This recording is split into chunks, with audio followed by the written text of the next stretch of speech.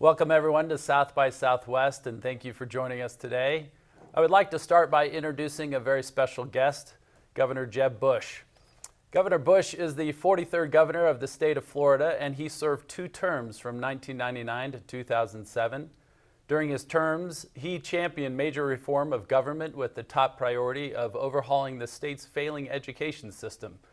Under his leadership, Florida established a bold accountability system in public schools and created the most ambitious school choice programs in the nation. Today, he maintains his passion for improving the quality of education for students across the country by serving as the chairman of the board of directors of Excel in Ed. Welcome, Governor Bush, and thanks for joining us here today. Good to be with you, Scott. I'm a big fan of what you do at Western Governors University, and it's great to be back at South by Southwest EDU. Well, you are too kind. We definitely love our partnership there in the state, and it's been a long-standing relationship that we're just so grateful for. Governor, you previously have compared the investment in high-speed internet infrastructure to President Eisenhower's Interstate Highway Act, which was called the greatest public works program in the history of the world by his Commerce Secretary. And I think we know that at least 15 million Americans in this country actually they do not have reliable access to high-speed internet, and most of these individuals are living in rural areas or on tribal lands. But in addition to that, there are actually tens of millions of Americans that have connections in their neighborhoods but don't subscribe. Mostly it can be due to cost. And the internet itself is obviously the new superhighway connecting business and education, healthcare, and students. And so this is obviously a multifaceted and complex issue. I wonder if you could describe it for us and how we start tackling some of its challenges.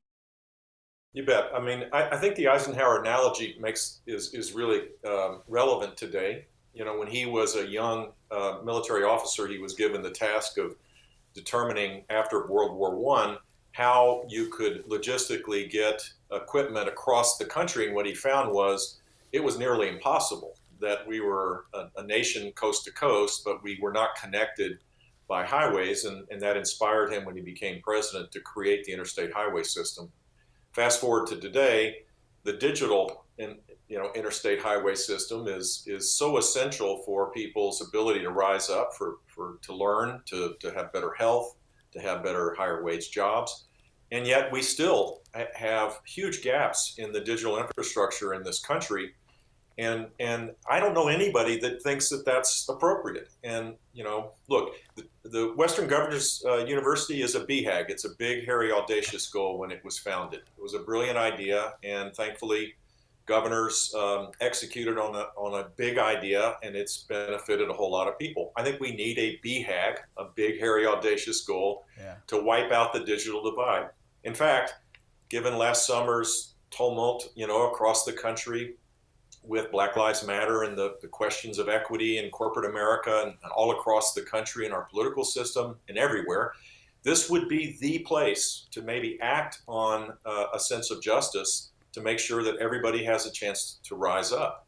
So I'm optimistic in a very hyper-partisan world that this could be one of the breakthrough moments where Republicans and Democrats alike will say, let's create a strategy. Let's make sure we get private sector involvement. Let's get the philanthropy totally involved, local and state governments involved, hear the voices of everybody, and develop a long-term strategy to wipe this out. Yeah, I definitely appreciate your optimism in that regard. I think it is one of those cases where that there is opportunities to partner together to really advance and overcome these barriers that have limited access to high-speed internet.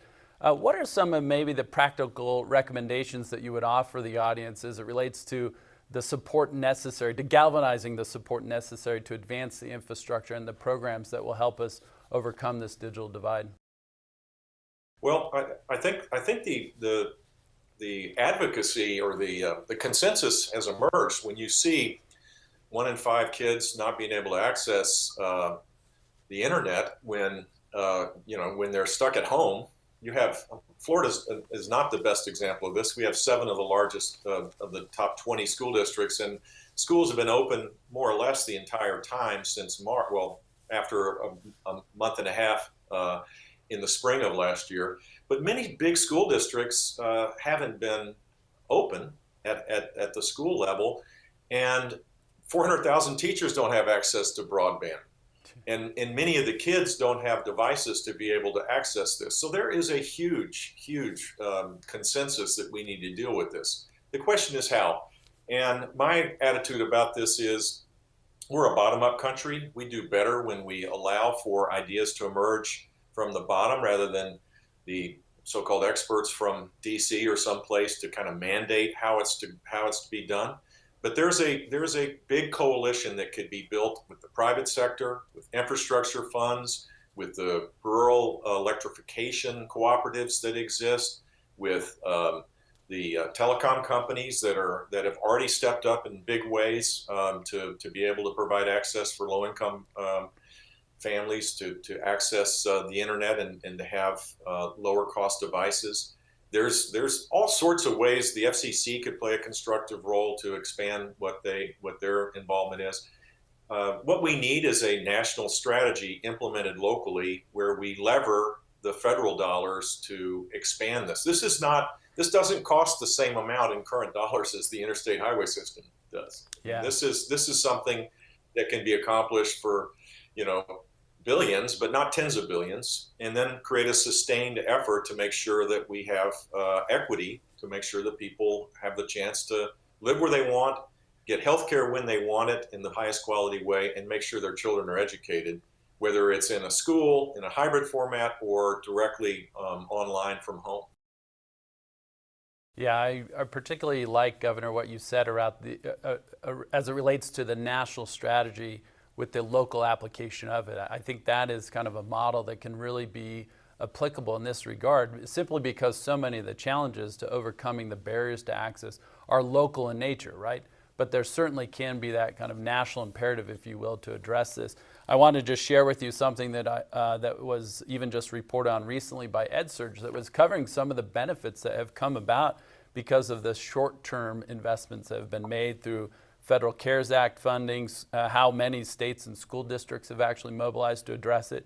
And they noted that, even among the K-12 students, roughly 16 million students did not have that reliable access to high-speed internet.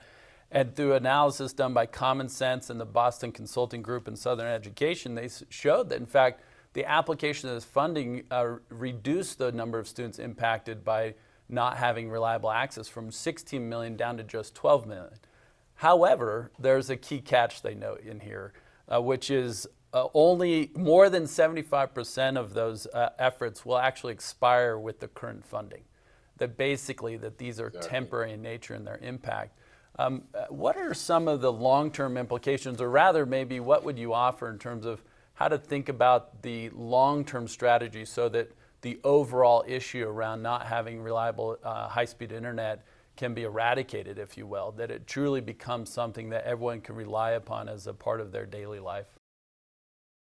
Look, if this was a business challenge, what we would do is try to find sustained, recurring sources of revenue that would bring about the lowest cost strategy to expand broadband access and devices to the largest number of people. And so you would have a series of sources of revenue. Certainly the federal government, the Lifeline program are two sources. The infrastructure fund could create a recurring, an endowment or with recurring revenue of some kind.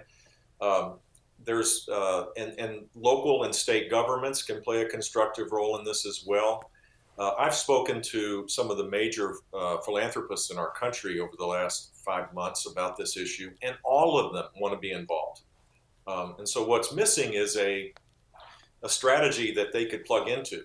And you could means test this to make sure that low-income families have access to the same quality devices and broadband that allows for being able to take care of their kids' education needs. But it goes way beyond that. I mean, look, I haven't left my zip code more or less since March 15th, 33134.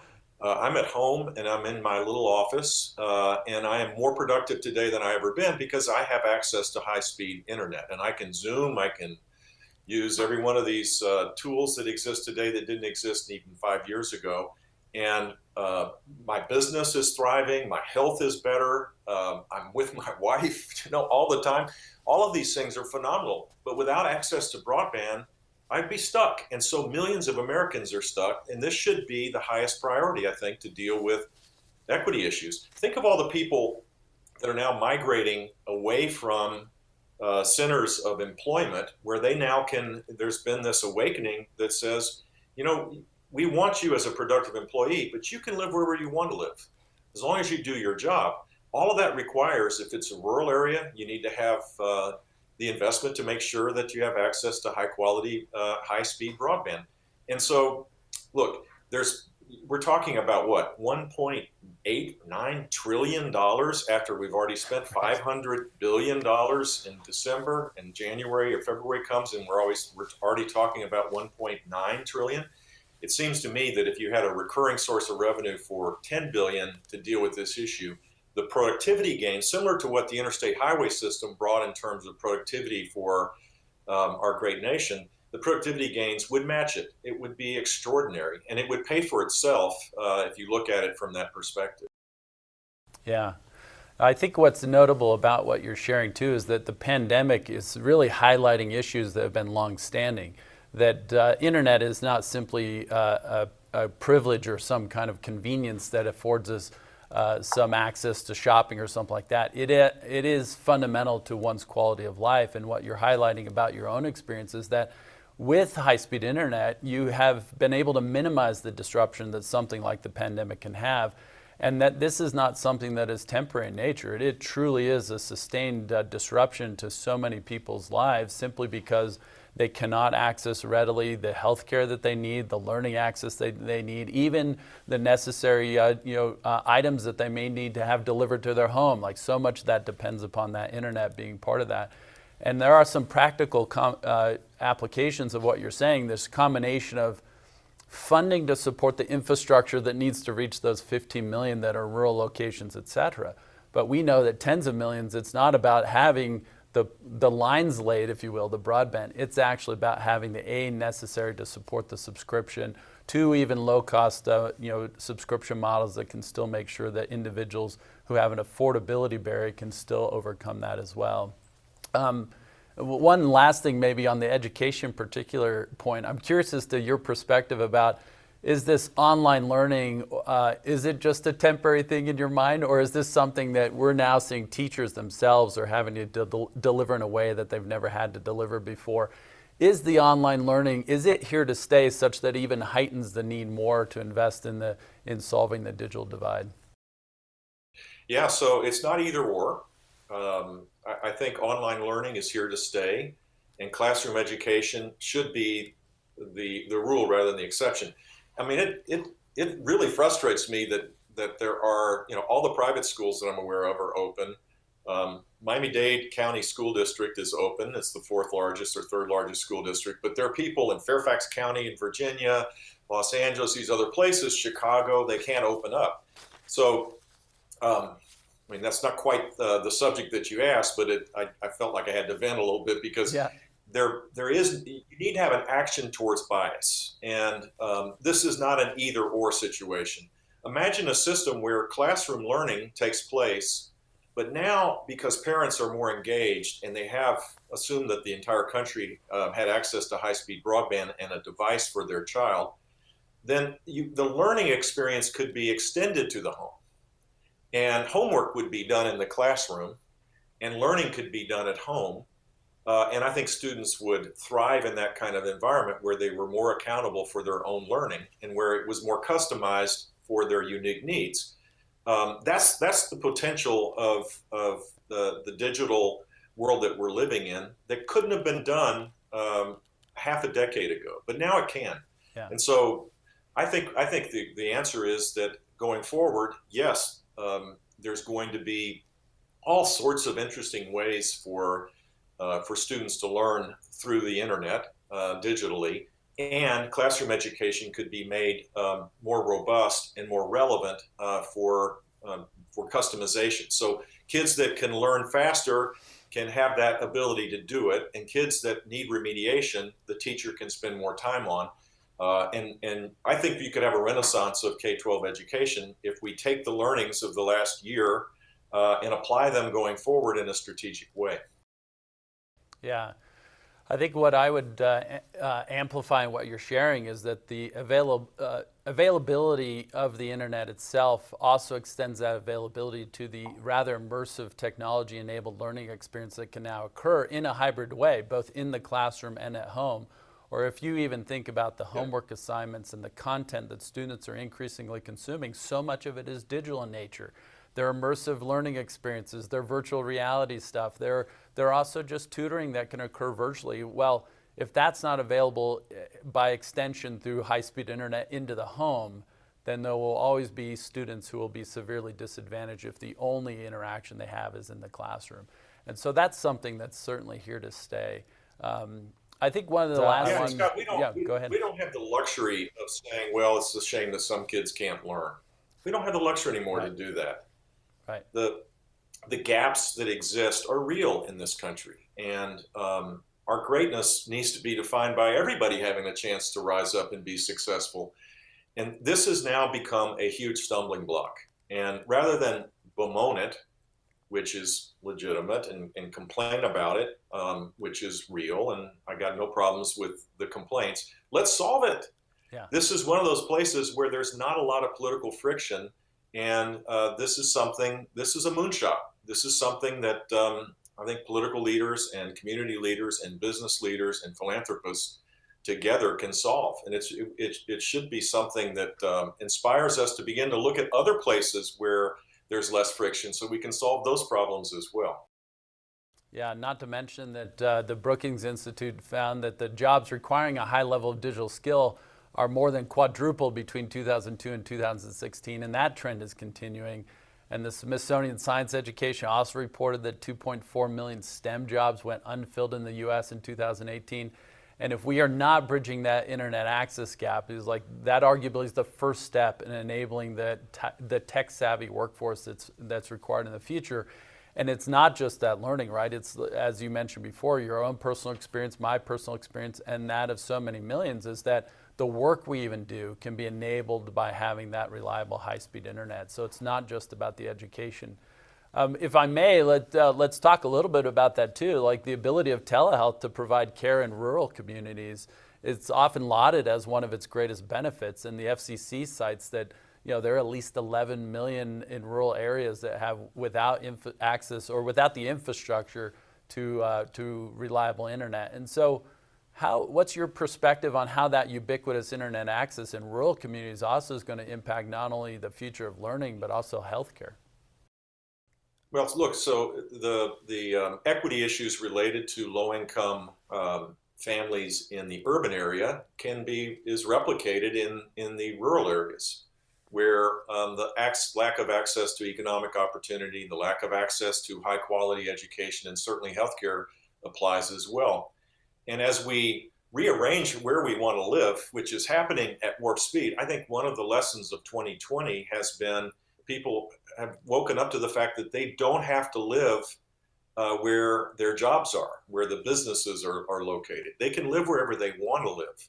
And we could see a rebirth of rural communities across this country with better, healthier lifestyles, with more traditional values, which many people would embrace. But it has to, what has to happen first is there has to be digital infrastructure to allow people to access the jobs and the health care that they're going to need. So it's a huge problem, and talking about politics for a moment, there's a red-blue divide in our country for sure, and the big urban core areas are dark blue, and the rural areas are dark red. There's a problem that exists in both of these areas, and it seems to me that you could create a red-blue, a blue-red coalition to deal with both of them at the same time. The strategies around both of them might be different, but the need is the same. And And if we did this in 10 years' time, I think you would deal, the questions of inequities in our country, which are not looming. They're here, they're real, and we have to confront them. I think you begin to see that they can be solved. So, uh, 5 minutes, guys. absolutely, again, local, governors understand this pretty well, and I think they could take the lead in a lot of these initiatives if there was recurring revenues that they could count on. Yeah, yeah.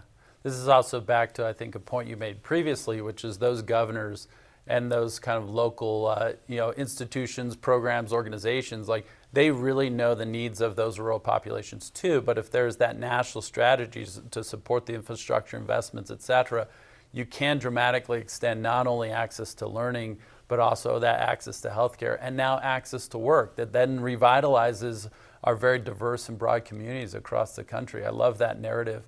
We often like to use at WGU that notion of how the internet really allows us to reach and teach individuals where they are. That same can be true if, in fact, every single household and every individual within that household has that access to the reliable high-speed internet. It's just a wonderful narrative to, I think, convey that says the livelihood of our Americans and every individual can be dramatically improved with this type of investment. Maybe last topic with our Totally time. agree with you, Scott. Go ahead. Go ahead. Sorry. Go ahead.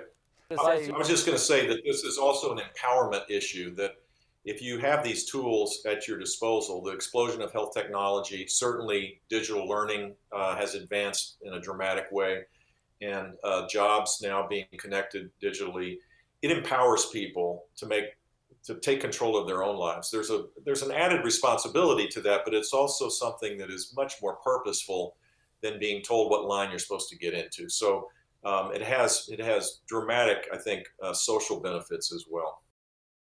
Yeah, maybe just on our last topic, we've highlighted how some of the investments that are being made currently are very short-term in nature, and we need a long-term strategy in this regard. And I'm just curious if there are things that you'd want to highlight around what you're doing with Excel and Ed. I do know that you're hosting National Summit on Education. You're bringing that policy expertise. Are there other things that you would think about in terms of, let's put into the psyche of everyone listening as to what do we need to do for the long-term solve to this digital divide? Well, putting aside a strategy that deals with the digital infrastructure necessary to be successful, I think we should make a national priority, again implemented at the local and state level, to make sure that every child, irrespective of how they start in life, are grade level readers by the end of third grade. Technology can play an essential role of that, but we need to make sure that teachers are trained to make sure that kids can read. We need to develop a cadre of mentors to help them do that. We need to empower, have family literacy a higher priority. The gaps that exist, irrespective of the digital challenges we face, the gaps that exist start at a very early age, and a pre-K to 3 strategy, I think, is probably the single most important thing that we can do in the K-12 space to deal with equity in general, because those gaps only get bigger if you're by the start of 4th grade. If you haven't learned how to read, the remediation required is in the billions of dollars. And so I would hope that that would be another BHAG, that we would as a country say we're going to make sure that we have a literate group of youngsters that are beginning to acquire knowledge in 4th grade and have the skills to be able to be successful. Yeah, I think I love that kind of ending point here, which is, starting with the inherent worth of every individual, that we recognize that given the opportunity, everyone will have something big to contribute, and we have to invest in things like digital divide, in the personalization of learning, everything else that we need to make sure that equity exists not only in access but also in attainment. Obviously, this digital divide is a vitally important aspect related to ensuring that equity. And it is one way in which we can dramatically expand access to the high quality learning that every individual needs to advance their lives. And I think that does extend to the healthcare and to the work and everything else as well. Well, thank you so much, Governor Bush, for being with us. Our current infrastructure, obviously, as we know, stops tragically short of enabling all Americans to tap into their potential, and pathways to opportunity that are now well trodden by many are altogether impassable by others. So a short-term solution will not suffice. We must take bold action. I like the notion of a BHAG, a big, hairy, audacious goal. And so in an era when broadband is a prerequisite to accessing higher education, and many of the fastest growing job fields, the digital divide is limiting the development of our workforce and amplifying that inequity. And so we, all of us together, are those that are going to make sure that we can advance equity and access and attainment, and that in fact everyone has that which they can contribute will be made possible. So I appreciate the great discussion today, Governor, and look forward to closing the gap that keeps so many from accessing opportunity. Thank you again so much. Thank you.